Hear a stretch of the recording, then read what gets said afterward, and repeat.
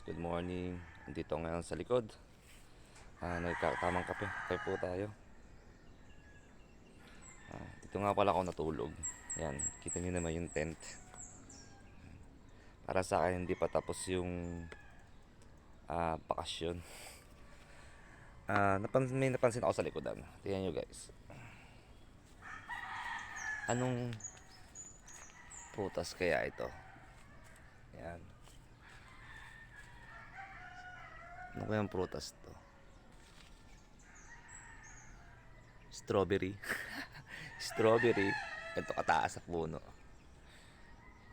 I think ito ay isang mansanas. Mansanas daw. Yan, ito po ay isang makopa. Yan po, makopa. Maliliit lang po siya. Yan. Gusto ko sana siyang itry kaso kakagising ko lang. Yun na. Yan, madami siyang bunga.